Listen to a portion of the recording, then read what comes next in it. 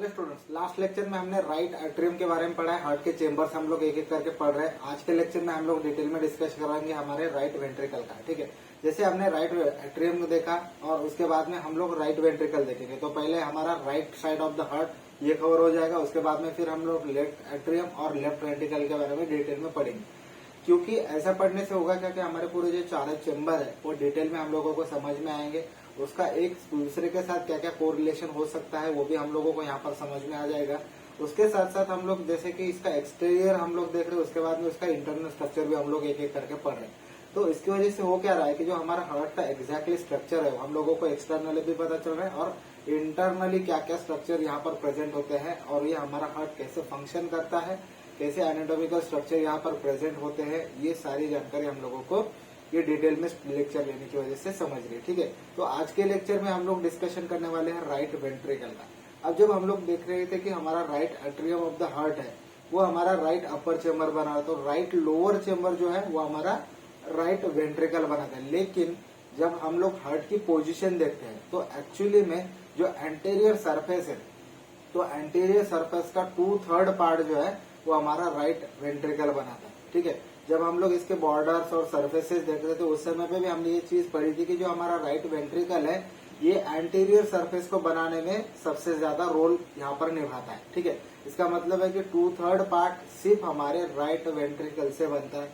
उसके बाद में थोड़ा हमारा राइट एट्रियम और उसके बाद में लेफ्ट वेंट्रिकल का भी पार्ट यहाँ पर इन्वॉल्व होता है। ठीक है, तो इसके बाद में अगर हम लोग देखेंगे इसकी पोजीशन क्या है।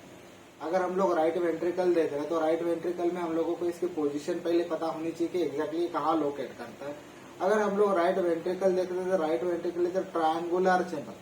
तो हम लोग अगर देखते हैं इसका जो राइट एट्रियम हमने पढ़ा और उसके बाद में हम लोग अभी राइट वेंट्रिकल मतलब लोअर साइड पढ़ रहे हैं। अगर हम लोग राइट वेंट्रिकल और यहाँ पर अगर मान लो ये हमारा लेफ्ट वेंट्रिकल है, ठीक है, तो ये दोनों चीजें जो पढ़ेंगे तब हम लोगों को एक चीज समझ में आएगी। जब हम लोग इसका ट्रांसफर सेक्शंस लेंगे तो ट्रांसफर सेक्शन लेने के बाद हम लोगों को एक चीज पता चलती है कि जो हमारा लेफ्ट वेंट्रिकल है ये थोड़ा सर्कुलर शेप में मिलेगा, लेकिन हमारा जो राइट वेंट्रिकल है राइट वेंट्रिकल थोड़ा सा ट्रायंगुलर या फिर सेमी सर्कुलर या फिर सेमी लूनार जिसको हम लोग कहते हैं उस टाइप में हम लोगों को यहाँ पर हमारा राइट वेंट्रिकल मिलता है। और ये क्यों होता है? क्योंकि जो इंटरवेंट्रिकुलर सेप्टम है ये बल्ज हो जाता है राइट साइड पे। ठीक है, जब भी हमारा सिस्टोल और डायस्टोल ये होता है हमारा प्रोसेस होता है तो उस समय पे एक्चुअली में हमारा जो राइट वेंट्रिकल और लेफ्ट वेंट्रिकल के बीच में जो इंटरवेंट्रिकुलर सेप्टम है वो राइट साइड पे थोड़ा सा बल्ज होता है। इसीलिए इसका जो शेप होता है वो सेमी लूनार या फिर सेमी सर्कुलर या फिर क्रिसेंट शेप का ये होता है। ठीक है, और ये इसीलिए इसको ट्रायंगुलर चेंबर भी कहा है क्योंकि जगह हम लोग एंटीरियर सरफेस देखते हैं। ठीक है, मान लो ये हमारा एंटीरियर सरफेस है तो एंटीरियर सरफेस में यहाँ पर हमारी जो हमारे आर्ट्रियम और वेंट्रिकल को डिवाइड करने वाली जो सल्कस है, ठीक है, जिसको कि हम लोग एट्रोवेंट्रिकुलर सल्कस या फिर कोरोनरी सल्कस कहते हैं, ये सल्कस यहाँ पर प्रेजेंट होती है। उसके बाद में हमारा राइट वेंट्रिकल और लेफ्ट वेंट्रिकल डिवाइड करने वाला जो हमारा पार्ट होता है इंटरवेंट्रिकुलर सेप्टम ये प्रेजेंट होता है और ये यहाँ पर हम लोग देखेंगे तो यहाँ से हमारी इन्फीरियर बॉर्डर जाती है। तो अगर हम लोग इसका शेप देखेंगे तो वो कुछ ट्रायंगुलर शेप में बनता है, इसीलिए इसका शेप जो कहा है वो ट्रायंगुलर चेम्बर का है। ठीक है, which receives blood from the right atrium and pumps to the lungs through the pulmonary triangle pulmonary artery. अब जब हम लोग देखते हैं कि जो हमारा राइट वेंट्रिकल है वो फंक्शन क्या कर रहा है कि जो हमारा राइट एट्रियम से ब्लड यहाँ पे आता है हमारे राइट वेंट्रिकल में। ठीक है, जो हमारी वॉल होती है ट्राइकस्पिड वॉल जिसको कहते हैं या फिर एट्रियोवेंट्रिकुलर वॉल भी जिसको हम लोग कहते हैं, उस वॉल से या फिर उस ओरिफाइस से उस ओपनिंग से राइट एट्रियम से राइट वेंट्रिकल में ब्लड आता है और राइट वेंट्रिकल से हमारे लंग्स की तरफ जाता है ऑक्सीजनेशन के लिए। तो इसका मतलब क्या है, ये काम क्या कर रहा है, it receives blood from the right atrium. Right atrium से ब्लड नीचे आया राइट वेंट्रिकल में and it pumps to the lungs through the pulmonary trunk and pulmonary artery. जो हमारे पल्मोनरी ट्रंक और पल्मोनरी आर्टरी के थ्रू ब्लड जा रहा है कहाँ पे, हमारे लंग्स में, लेकिन वो कहाँ से पंप हो रहा है, वो पंप हो रहा है हमारे राइट वेंट्रिकल से। ठीक है, तो ये फंक्शन हुआ इसका। अगर हम लोग देखेंगे it forms the inferior border and 2/3 part of the sternocostal surface. अब जब हम लोग सरफेसेस पढ़ रहे थे उस समय पे हमने एक चीज पढ़ी थी, जो हमारा एंटीरियर सरफेस है उसको हम लोग स्टर्नोकोस्टल सरफेस भी कहते हैं। जब स्टर्नोकोस्टल सरफेस की बात आती है तो उसपे सबसे मेजर पार्ट कौन सा होता है, राइट वेंट्रिकल का। कितना बना रहा है वो, 2/3 पार्ट बना रहा है, ठीक है। तो इसीलिए 2/3 part is made up of हमारा राइट वेंट्रिकल, ठीक है। लेकिन किसका, एंटीरियर सरफेस और स्टर्नोकोस्टल सरफेस, ठीक है। उसके बाद में ये और क्या कंट्रीब्यूट कर रहा है, ये इंफीरियर बॉर्डर बनाने में भी कंट्रीब्यूट कर रहा है। उसके साथ साथ and the 1/3 part of the inferior surface of the heart, मतलब इंफीरियर सरफेस को भी बनाने में यहाँ पर ये कंट्रीब्यूट कर रहा है। तो इसका मतलब इसका कंट्रीब्यूशन कहाँ कहाँ पे, मेजर अगर हम लोग देखेंगे तो स्टर्नोकोस्टल सरफेस और एंटीरियर सरफेस। सेकेंड 1/3 पार्ट कौन सा बना रहा है, हमारा इंफीरियर सरफेस और डायफ्रामेटिक सरफेस जिसको हम लोग कहते हैं, उसका 1/3 पार्ट बना है।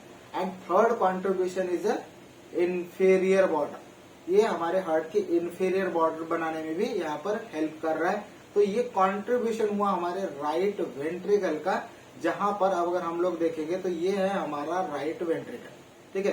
ये ओपन किया हुआ पार्ट है हम लोगों को यहाँ पर दिख रहा है, ये क्या है, ये हमारी कोरोनरी सल्कस है, जो हमारे आर्टरीवेंट्रिकुलर सल्कस जिसको हम या फिर आर्टरीवेंट्रिकुलर ग्रुप भी जिसको हम लोग कहते हैं, जो हमारे राइट एट्रियम से राइट वेंट्रिकल को डिवाइड कर रही है, ठीक है। उसके बाद में देखेंगे ये क्या है, this is our interventricular septum, ठीक है, जो हमारे वेंट्रिकल्स को डिवाइड कर रहा है, लेफ्ट वेंट्रिकल को और राइट वेंट्रिकल को ये डिवाइड कर रहा है। तो ये हमारा लेफ्ट वेंट्रिकल का पार्ट हुआ, ये हमारा राइट वेंट्रिकल का पार्ट हुआ, ठीक है।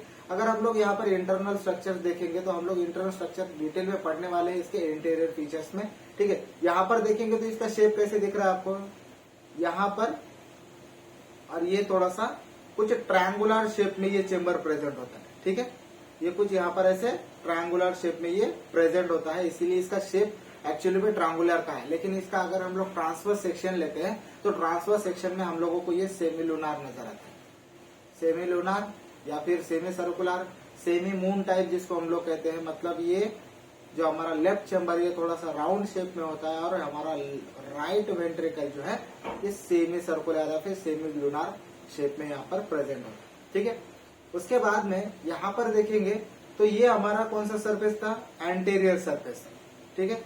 तो एंटीरियर सरफेस पे हम लोगों को क्या क्या मिल रहा है, एक तो राइट एट्रियम मिल रहा है, एक तो राइट वेंट्रिकल मिल रहा है, और दूसरा बात यहाँ पर लेफ्ट वेंट्रिकल का भी पार्ट आता है। थोड़ा बहुत यहाँ पर जो हमारा लेफ्ट एट्रियम का पार्ट है वो भी इन्वॉल्व होता है, लेकिन यहाँ पर अगर देखेंगे तो मेजर कौन सा पार्ट है, मेजर है हमारा राइट वेंट्रिकल का पार्ट। इसीलिए सबसे ज्यादा कंट्रीब्यूशन किसका है, एंटीरियर सरफेस या फिर स्टर्नोकोस्टल सरफेस बनाने में राइट वेंट्रिकल का, ठीक है। ये बात यहाँ पर क्लियर हो जाती है। दूसरी चीज हम लोगों को ये देखना है कि इसका इंटरनल स्ट्रक्चर में क्या क्या प्रेजेंट होता है। जब हम लोग देखते हैं कि राइट एट्रियम से राइट वेंट्रिकल में ब्लड आता है, ठीक है, वो किसके थ्रू आता है, एक ऑरिफाइस यहाँ पर प्रेजेंट होगा, बराबर, एक ऑरिफाइस यहाँ पर प्रेजेंट होगा जो कि राइट एट्रियम से राइट वेंट्रिकल में ब्लड लाएगा, और दूसरा ऑरिफाइस कहाँ पे प्रेजेंट होगा, जहां से हमारा जो राइट वेंट्रिकल का ब्लड है हमारे पल्मोनरी ट्रंक से लंग्स की तरफ जाएगा, ठीक है। तो ये जो ट्रंक है यहाँ पर एक ओपनिंग प्रेजेंट होगा, और जहाँ पे हमारा राइट एट्रियम और राइट वेंट्रिकल का कॉम्बिनेशन हो रहा है, मतलब वहां से ब्लड नीचे आ रहा है राइट एट्रियम से, तो वहां पर भी एक ओपनिंग होगा। तो ये इंटरनल स्ट्रक्चर यहाँ पर ये प्रेजेंट होते हैं, जिसको कि हम लोग ट्राइकस्पिड वॉल कहते हैं। यहाँ पर अगर देखेंगे ये एक वॉल के थ्रू गुजरता है यहाँ से, तो उसको हम लोग कहते हैं ट्राइकस्पिड ओपनिंग और ट्राइकस्पिड वॉल, ठीक है। उसके बाद में यहाँ पर जो होती है जिसको कि हम लोग पल्मोनरी ट्रंक की वॉल कहते हैं, वो यहाँ पर प्रेजेंट होती है, ठीक है। इसमें भी 3 कस्प होते हैं। यहाँ पर अगर हम लोग ये जो ट्राइकस्पिड वॉल पढ़ते हैं, हम लोग वॉल के लेक्चर में अलग से इसको पढ़ने वाले हैं कि हमारे हार्ट में कौन से वॉल प्रेजेंट होते हैं। यहाँ पर तब तक के लिए इतना ध्यान रखो कि right side of the heart में हमारा ट्राइकस्पिड वॉल था। इसको याद रखने का एक सिंपल तरीका मैं आपको बता देता हूँ। राइट ये जो वर्ड आता है, ठीक है, इसका इंग्लिश स्पेलिंग नहीं लेना है, राइट ऐसे 3 वर्ड आते हैं, बराबर। तो उसी हिसाब से अगर हम लोग right side of the heart देखेंगे तो ट्राइकस्पिड 3, और यहाँ पर जो राइट में 3 वर्ड है इसको हम लोग सिंपली याद रख सकते हैं एज ए न्यूमोनिक्स, ठीक है। तो यहाँ पर राइट साइड में कौन सी वॉल प्रेजेंट हुई अभी, यहाँ पर ट्राइकस्पिड, ठीक है। उसके बाद में अगर हम लोग देखेंगे एक्सटर्नल फीचर में हम लोगों को और क्या क्या दिख सकता है। Externally the right ventricle has 2 surfaces. अगर हम लोग इसके सरफेस से देखें, एक तो पहला मोस्ट कॉमन कौन सा होगा, एक तो एंटीरियर सरफेस होगा, ठीक है, जो कि 2/3 पार्ट बना रहा है, बराबर। और दूसरा क्या होगा, इंफीरियर और डायफ्रामेटिक सरफेस। तो कंट्रीब्यूशन कितना हुआ, कौन से इसमें हुआ, एक तो मेजर हुआ हमारा एंटीरियर सरफेस और second one is the inferior और डायफ्रामेटिक सरफेस। अगर हम लोग इसका इंटीरियर देखेंगे, इंटीरियर पार्ट में हम लोगों को दो पार्ट यहाँ पर मेनली सीखने हैं। एक तो होता है इनफ्लो वाला पार्ट और दूसरा होता है आउटफ्लो वाला। अब इनफ्लो का मतलब क्या है कि जब राइट एट्रियम से राइट वेंट्रिकल में ब्लड आ रहा है तो वो एक एरिया हुआ इनफ्लो वाला, और जहां से राइट वेंट्रिकल से हमारा लंग्स की तरफ जो जाने वाला ब्लड है वो हुआ हमारा आउटफ्लो एरिया। तो वही दो एरिया यहाँ पर हम लोगों को पढ़ने हैं, जिसको हम लोग यहाँ पर क्या कहते हैं, एक तो जो हमारा इनफ्लो एरिया होता है, इनफ्लो एरिया होता है, एक तो ये रफ होता है, ये रफ होता है। और इस यहाँ पर रफ होने का एक रीजन है, एक मस्कुलर रीजेस यहाँ पर प्रेजेंट होते हैं जिसको हम लोग ट्राबेकुलर कार्नी कहते हैं, ठीक है। तो ट्राबेकुलर कार्नी की वजह से यहाँ पर ये एरिया पूरा रफ बन जाता है। और दूसरा एरिया होता है आउटफ्लो वाला एरिया। आउटफ्लो वाला एरिया जो होता है वो यहाँ पर स्मूथ होता है। जब हम लोग राइट एट्रियम पढ़ रहे थे तो इसके अपोजिट हम लोगों को मिलता था, बराबर। जहां पर हमारा इनफ्लो एरिया था वो कैसा था, स्मूथ था, और जो हमारा आउटफ्लो वाला एरिया था वो कैसा था, रफ था, बराबर। तो उसके अपोजिट हमारे राइट वेंट्रिकल में स्ट्रक्चर प्रेजेंट है। इनफ्लो वाला एरिया कौन सा होगा, रफ एरिया, जहां पर ट्राबेकुलर कार्नी के मस्कुलर रीजेस प्रेजेंट होगी, और आउटफ्लो वाला एरिया यहाँ पर स्मूथ होने वाला है, ठीक है, जिसको हम लोग दूसरा नाम देते हैं इनफंडिबुलम। इनफंडिबुलम, कभी कभी वाइवा में आपको ये क्वेश्चन पूछते हैं कि इनफंडिबुलम नाम का स्ट्रक्चर जो होता है वो हार्ट में कहाँ प्रेजेंट होता है। तो सिंपली आपको एक ही स्ट्रक्चर याद रखना है, राइट वेंट्रिकल। और राइट वेंट्रिकल में अगर और भी स्पेसिफिक जाओगे तो वहां पर जो आउटफ्लो वाला एरिया होता है, जहाँ पे हमारी पल्मोनरी ट्रंक की ओपनिंग प्रेजेंट होगी, जो हम लोग स्मूथ सरफेस मानते हैं, वो एरिया होता है हमारे हार्ट का इनफंडिबुलम पार्ट, ठीक है। तो कभी भी वाइवा में अगर आपको पूछेंगे तो आपका जवाब क्या होना चाहिए, राइट वेंट्रिकल में हमारा इनफंडिबुलम प्रेजेंट होता है, वो स्पेशली कहाँ पे होता है, स्मूथ वाले एरिया, फिर आउटफ्लो वाले एरिया में हम लोग इसको कंसिडर करते हैं, ठीक है। तो यही दो एरिया हम लोग यहाँ पर डायग्राम में समझते हैं ताकि आपको और आसान हो जाए। यहाँ पर देखेंगे ये क्या है, ये हमारी ओपनिंग है, एंटीरियर कस्प की ये वॉल है, ठीक है। जो वॉल होती है हमारी ट्राइकस्पिड, उसके एंटीरियर कस्प यहाँ पर प्रेजेंट होता है। और हालांकि यहाँ पर ये हमारा राइट एट्रियम और ये राइट वेंट्रिकल है, इसका मतलब है कि यहाँ से ये ओपनिंग से हमारा ब्लड यहाँ पर आ रहा है, ठीक है। तो ये जो एरिया है, ये एरिया क्या हुआ, इनफ्लो वाला एरिया हुआ, बराबर। और यहाँ से हमारा ब्लड पल्मोनरी ट्रंक से बाहर जाएगा, ठीक है। जस्ट अ मिनट, ये ठीक है, ये जो ब्लड होगा ये कहाँ जाएगा, हमारे लंग्स में जाएगा थ्रू द पल्मोनरी आर्टरीज, ठीक है। तो ये जो एरिया हुआ ये क्या कहलाया, इनफंडिबुलम ऑफ हार्ट, ठीक है। और ये जो एरिया है इसको हम लोग दूसरा नाम भी देते हैं, actually it is a rough area, rough area और rough surface which called inflow area, बराबर। और दूसरा नाम इसको कहते हैं हम लोग वेंट्रिकुलर प्रॉपर, वेंट्रिकुलर प्रॉपर, ठीक है। तो ये जो एरिया है इसको हम लोग तीन नाम से जानते हैं, एक तो मान लो रफ एरिया कह लो, दूसरा इनफ्लो एरिया कह लो, या फिर तीसरा इसको हम लोग वेंट्रिकुलर प्रॉपर कहते हैं, ठीक है।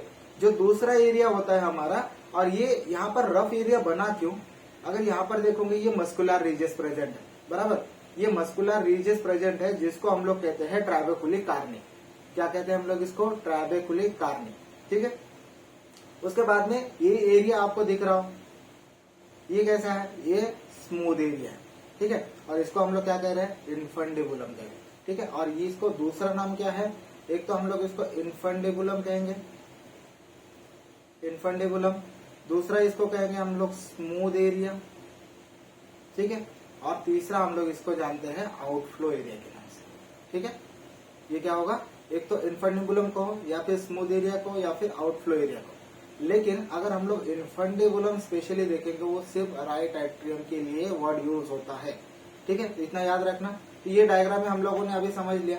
दूसरी चीज यहाँ पर एक समझने वाली है कि जो हमारा रफ एरिया होता है, ठीक है, ये जो रफ एरिया है और ये जो स्मूथ एरिया है, इन दोनों के बीच में एक क्रेस्ट प्रेजेंट होगी जो दोनों को डिवाइड करेगी। जैसे कि हमने राइट एट्रियम में भी देखा था कि जो राइट एट्रियम का स्मूथ और हमारा रफ पार्ट था उसको डिवाइड करने वाली एक क्रेस्ट थी, ठीक है, उसको क्या कहा था हमने, क्रिस्टा टर्मिनालिस, बराबर, क्रिस्टा टर्मिनालिस। और जो हमारे राइट वेंट्रिकल में प्रेजेंट होगी, ये कहाँ पे है, राइट एट्रियम में है, और जो हमारे राइट वेंट्रिकल में प्रेजेंट होती है उसको क्या कहते हैं हम लोग, सुप्रा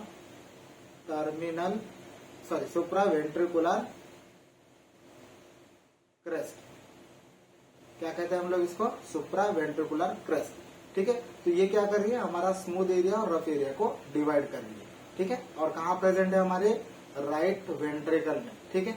यहाँ पर कंफ्यूज नहीं होना है, राइट एट्रियम में क्या प्रेजेंट है, क्रिस्टा टर्मिनालिस, और राइट वेंट्रिकल में क्या प्रेजेंट है, सुप्रा वेंट्रिकुलर क्रेस्ट, ठीक है। उसी को यहाँ पर फिर से एक बार रिवाइज कर लेते, तो inflowing part is rough due to the presence of muscular ridges called trabeculae carneae, जो हमने अभी देखा, ट्राइबेकुलर कार्नी की वजह से यहाँ पर ये एरिया क्या है, रफ एरिया है, ठीक है। और ये रफ एरिया होने का यहाँ पर एक साइंस है या फिर एक सिग्निफिकेंस है, जो भी ब्लड डायस्टोल के टाइम पे राइट वेंट्रिकल से हमारे राइट एट्रियम से लेफ्ट राइट वेंट्रिकल में आ रहा है, वो एक फोर्सफुली ना आए, इसीलिए जो एरिया होता है वो रफ बना हुआ है, ठीक है। ये इसके पीछे का एक लॉजिक है। अगर हम लोग आउटफ्लो एरिया की बात करते हैं, आउटफ्लो एरिया और infundibulum is a smooth and it forms the upper conical part of the right ventricle, जो भी हमारा राइट वेंट्रिकल है उसका अपर कोनिकल पार्ट जो है हमारा स्मूथ एरिया बनाता है, which gives rise to the pulmonary trunk, जो ओपनिंग होता है पल्मोनरी ट्रंक का वहां से होता है, इसीलिए यहाँ पर इसका ओपनिंग प्रेजेंट है, ऐसा कहा है, ठीक है।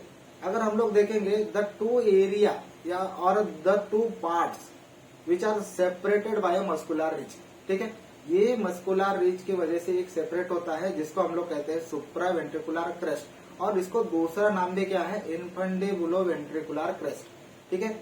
एक तो हुआ हमारा सुप्रा वेंट्रिकुलर क्रेस्ट और दूसरा नाम है इसका इन्फेंडिबुलो वेंट्रिकुलर क्रेस्ट, ठीक है। और ये क्या कर रहा है, हमारे स्मूथ एरिया को रफ एरिया से डिवाइड कर रहा है, ठीक है, which is situated between the tricuspid and pulmonary orifice, ठीक है। जब हमने डायग्राम देखे थे, यहाँ पर मान लो ये हमारा ट्राइकस्पिड का ओपनिंग है और यहाँ पर हमारा पल्मोनरी ट्रंक का ओपनिंग है, ठीक है। तो ये पल्मोनरी ऑरिफिस हुआ, ये ट्राइकस्पिड ऑरिफिस हुआ, और इन दोनों के बीच में हमारी इन्फेंडिबुलो वेंट्रिकुलर क्रेस्ट, और उसको हम लोग दूसरा नाम क्या देते हैं, सुप्रा वेंट्रिकुलर क्रेस्ट, ये प्रेजेंट होती है, ठीक है। अगर हम लोग इंटरनल फीचर्स को और डिटेल में देखते हैं तो हम लोगों को और क्या क्या मिलने वाला है, यहाँ पर मिलने वाले हम लोगों को दो ऑरिफिस, ठीक है। दो ऑरिफिस अभी हमने पढ़ा, एक तो होगा हमारा पल्मोनरी ऑरिफिस और दूसरा होगा हमारा ट्राइकस्पिड, ठीक है। तो ट्राइकस्पिड को और हम लोग क्या कहते हैं, द राइट एट्रियो वेंट्रिकुलर और ट्राइकस्पिड ऑरिफिस, ठीक है। एट्रियो वेंट्रिकुलर का मतलब क्या है कि जो हमारा एट्रियम और वेंट्रिकुलर को डिवाइड कर रहा हुआ पार्ट है उसको हम लोग एट्रियो वेंट्रिकुलर कहते हैं, और उसके साथ साथ दूसरा नाम इसका क्या हुआ, ट्राइकस्पिड, ठीक है। तो ये ऑरिफिस यहाँ पर प्रेजेंट है which is guarded by the tricuspid wall, ठीक है। तो ये ट्राइकस्पिड क्यों हुआ कि जो हमारा वॉल है उसमें एक्चुअली 3 कस प्रेजेंट होते हैं, ठीक है। यहाँ पर 3 कस प्रेजेंट होते हैं, इसीलिए इसको ट्राइकस्पिड कहते हैं। और अगर हम लोग लेफ्ट साइड की बात करते हैं तो लेफ्ट साइड में हम लोगों को सिर्फ 2 कस मिलते हैं जिसको हम लोग बाइकस्पिड कहते हैं, ठीक है। वो हम लोग लेफ्ट वेंट्रिकल में पढ़ने वाले हैं। उसके बाद में दूसरा ऑरिफिस क्या है, pulmonary orifice which is guarded by the pulmonary walls obviously, ठीक है। अगर हम लोग इंटीरियरली और देखेंगे और क्या चीज मिलती है, the interior of the following part show the trabeculae carneae और muscular ridge of the 3 types. जो हमारी ट्राइबेकुलर कार्नी हमने देखी क्या कर रही है, वो रफ पार्ट बना रही है, सिंपल। उसके बाद में अगर हम लोग उसको और डिटेल में देखेंगे तो उसका जो शेप होता है, ठीक है, या फिर उसके जो स्ट्रक्चर होते हैं वो हम लोग 3 पार्ट में और डिवाइड करते हैं। एक तो होता है रिजेस, दूसरा होता है ब्रिजेस और तीसरे होते हैं पिलर्स। अब इसको हम लोग डिटेल में देखेंगे कि ये रिजेस क्या है, ब्रिजेस क्या और पिलर्स क्या है। अब हम लोग सिंपली एक जानते हैं कि रिज का मतलब क्या है कि जहां पर मान लो एक सपोर्ट हुआ और ये एक सपोर्ट हुआ, ठीक है, और इन दोनों के बीच में अगर हम लोग कोई चीज रख देते हैं तो ये क्या कहलाएगा, ये कहलाएगा ब्रिज, बराबर, क्योंकि ये इसको यहाँ पर एक सपोर्ट है और यहाँ पर एक सपोर्ट है, ठीक है। 2 साइड में सपोर्ट होने की वजह से यहाँ पर ये क्या कहलाएगा, ब्रिज। लेकिन ब्रिज कब कहलाएगा, जब इसका जो मिडल पोर्शन होगा यहाँ पर कुछ भी नहीं होगा, ठीक है। तो ये कहलाएगा ब्रिज। अगर मान लो यहाँ पर ये कुछ नहीं है, तब क्या कह रहा है, हम लोग क्या कह रहे हैं, इसको ब्रिज कह रहे हैं, ठीक है। अगर यहाँ पर कुछ स्ट्रक्चर प्रेजेंट होगा, ठीक है, मान लो ये एक एरिया है, एक एरिया है, लेकिन ये एरिया जो बीच वाला था ये खाली ना होने के बावजूद इसमें और मस्कुलर रीजेस यहाँ पर प्रेजेंट होंगे, तो वो क्या कहलाएंगे, वो कहलाएंगे रिज, ठीक है, वो कहलाएंगे रिज। और जो ऐसे स्ट्रक्चर होंगे जो सिर्फ एक जगह पे अटैचमेंट होगी उसकी, मतलब उसका बेस जो होगा वही एक जगह फिक्स्ड होगा, और जो हमारा अपेक्स वाला पार्ट होगा वो यहाँ पर दूसरे स्ट्रक्चर से अटैच होगा, डायरेक्टली अटैच होगा, लेकिन किसी और दूसरे पार्ट्स के साथ इसका कनेक्शन नहीं होगा, तो वो क्या कहलाएगा, सिंगल पार्ट, ये कहलाएगा पिलर, ठीक है। हम लोगों को जब हम लोग घर बांधते हैं या फिर कोई कंस्ट्रक्शन का काम देखते हैं तो हम लोगों को ये तीनों चीजें नजर आ जाएगी, एक तो ब्रिज भी नजर आएगा, कुछ रिज भी नजर आएगी, और हम लोगों को पिलर्स भी नजर आएंगे। तो सिंपल उसी तरह से हम लोगों को याद रखना है कि जो सिंगल स्ट्रक्चर प्रेजेंट होगा, जहां पर अगर हम लोग हार्ट की बात करेंगे तो हार्ट में क्या प्रेजेंट है, यहाँ पर डायग्राम से एक बार समझ लेते हैं कि डायग्राम में हम लोगों को ये चीज कहाँ कहाँ मिलने वाली है, ठीक है। यहाँ पर ये देखेंगे तो ये क्या है, हमारी पैपिलरी मसल है, ठीक है, ये हमारी anterior papillary muscle. Papillary muscle actually हमारे हार्ट में राइट वेंट्रिकल में कितने प्रेजेंट होते हैं, जनरली 3 हम लोगों को देखने मिलते हैं, किसी किसी किताब में 2 दिए हैं, एक तो एंटेरियर और पोस्टीरियर, दूसरा तीसरा सेप्टल भी दिया है, लेकिन किसी किसी किताब में सेप्टल नहीं दिया है, ठीक है। तो यहाँ पर ये एंटेरियर पैपिलरी मसल है which is present as a pillar, ठीक है। क्योंकि यहाँ पे जो कस्प होती है, या फिर इसको हम लोग कॉर्डी टेंडेनी कहते हैं, जो मस्कुलर जो फाइबर्स यहाँ पर प्रेजेंट होते हैं, जो फाइबर्स यहाँ पर प्रेजेंट होते हैं पैपिलरी मसल से अटैच होते हैं, ठीक है। तो ये जो पैपिलरी मसल है इसको हम लोग कहते हैं पिलर, ठीक है। ये क्या कहलाया, पिलर कहलाया, ठीक है। दूसरा है हमारा ब्रिज। अब ब्रिज का मतलब क्या है कि दोनों साइड पे वो अटैच होगा। अगर हम लोग देखेंगे यहाँ पर ये है हमारा मॉडरेटर बैंड, ठीक है, ये है हमारा मॉडरेटर बैंड। मान लो ये हमारा सेप्टम है, बराबर, ये सेप्टम है, तो सेप्टम से हमारे जो एवी बंडल जाते हैं, या फिर हम लोग जिसको कि बंडल ब्रांचेस कहते हैं, जो कि कंडक्टिंग सिस्टम का पार्ट है, हम लोग आगे पढ़ने वाले हैं वो चीज। तो कंडक्टिंग सिस्टम का जो पार्ट होता है वो हमारे मॉडरेटर बैंड से हमारे राइट वेंट्रिकल को भी यहाँ पर करंट फ्लो कराता है, ठीक है। तो ये जो मॉडरेटर बैंड है ये हमारे सेप्टम के साथ अटैच है इधर, और ये कुछ वेंट्रिकल का पार्ट है जिसको अटैच है।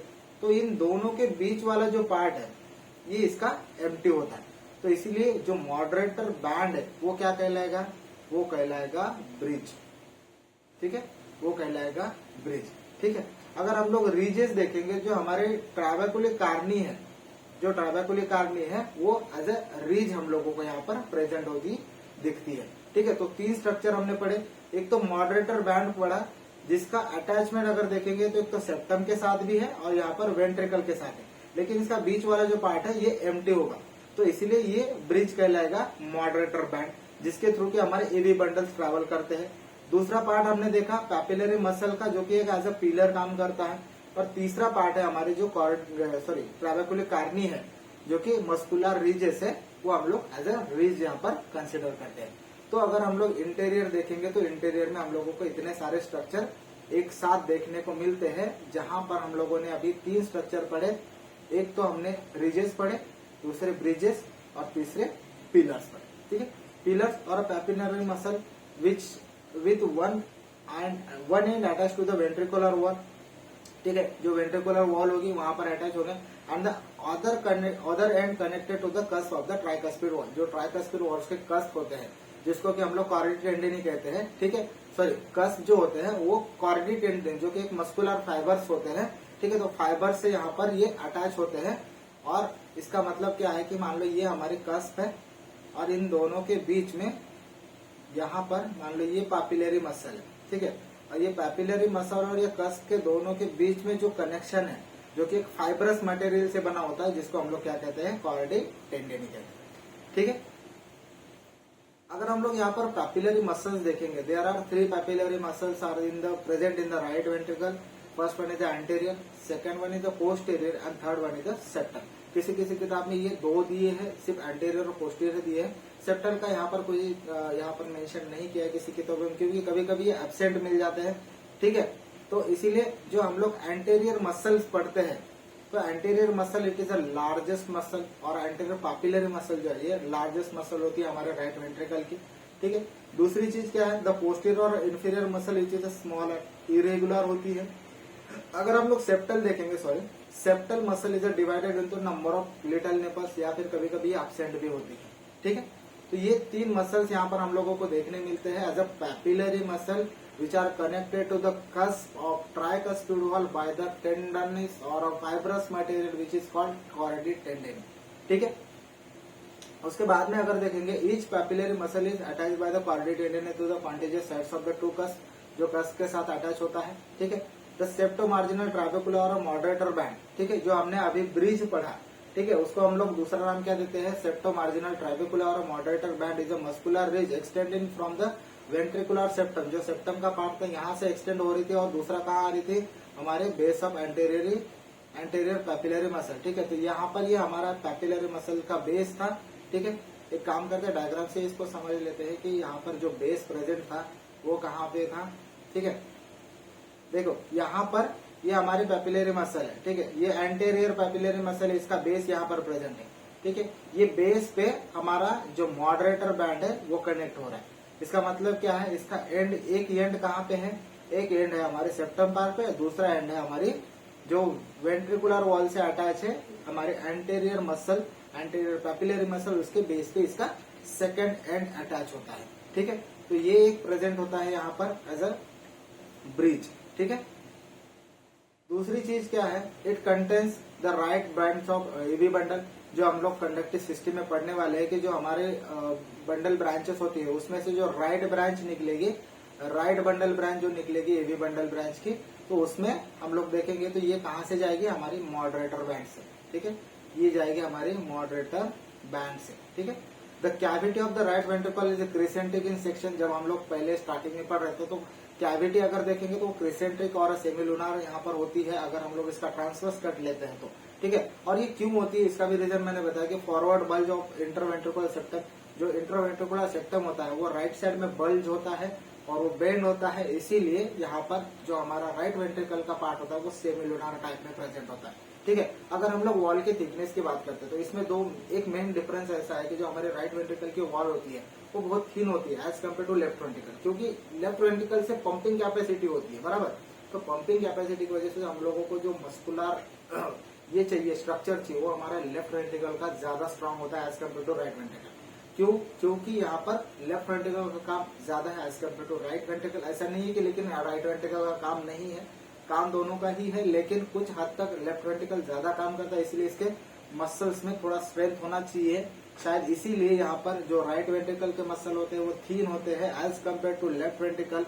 अगर हम लोग इसका रेशियो देखेंगे तो रेशियो है 1:3। अगर हम लोग देखेंगे इसके थिननेस या फिर थिकनेस, तो राइट वेंट्रिकल थीन होता है लेफ्ट वेंट्रिकल से 1/3 या फिर 1:3 ऐसे पोर्शन में या फिर ऐसे रेशियो में, ठीक है। इसका मतलब लेफ्ट वेंट्रिकल की थिकनेस कितनी है, 3 टाइम्स ज्यादा है हमारे राइट वेंट्रिकल से, ठीक है। एक मेन बात होती है जो वेंट्रिकल्स के बारे में हम लोगों को पता होनी चाहिए, राइट वेंट्रिकल्स के बारे में और लेफ्ट वेंट्रिकल के बारे में, ठीक है। ये हमारा ट्राइकस्पिड वॉल दिया है, ये कस्प होता है, ये कॉर्डिड टेंडन है, और यहाँ पर ये पैपिलर मसल का एपेक्स जो हमारे कॉर्डिड टेंडन को अटैच होता है, ठीक है। हम लोग वॉल में इसको डिटेल में पढ़ेंगे। अगर हम लोग इंटरवेंट्रिकुलर सेप्टम की बात करते हैं, जब हम लोग चारों चेंबर पढ़ेंगे, चारों चेंबर में हम लोगों को सेप्टम का पार्ट तो आना ही है। सेम उसी तरह हम लोग अगर राइट वेंट्रिकल की बात करें तो राइट वेंट्रिकल में भी हम लोगों को क्या मिलने वाला है, इंटरवेंट्रिकुलर सेप्टम। अब ये क्या है, the septum which place obliquely.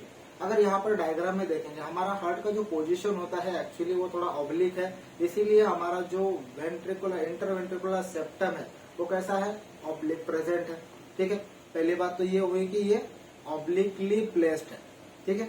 उसके बाद में दूसरा यहाँ पर क्या है इंटरवेंट्रिकुलर सेप्टम के बारे में, it's one surface faces forward and to the right. अगर हम लोग अपर सरफेस देखेंगे तो इसका फॉरवर्ड है, अगर हम लोग इसका बैक सरफेस या फिर अदर सरफेस देखेंगे तो it faces backward and to the left, ठीक है। तो थोड़ा सा लेफ्ट साइड में इसका दूसरा सरफेस आता है।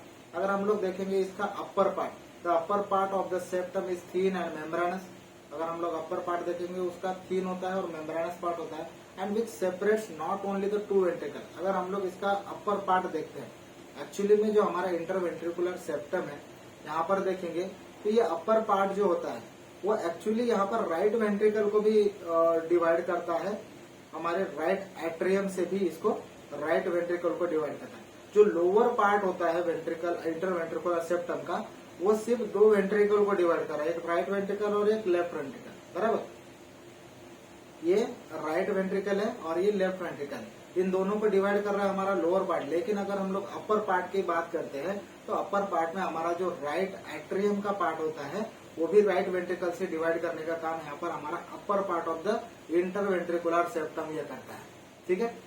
तो ये क्या है, it separates not only two ventricle but also the right atrium and the right left ventricle also, ठीक है। तो इसका मतलब क्या है कि जो हमारा इंटरवेंट्रिकुलर सेप्टम है वो राइट एट्रियम से राइट वेंट्रिकल को सेप्टम डिवाइड करने का भी ये काम कर रहा है, और उसके साथ साथ जो लोअर पार्ट होगा वो राइट एट्रियम, राइट वेंट्रिकल और लेफ्ट वेंट्रिकल को भी डिवाइड करने का काम कर रहा है।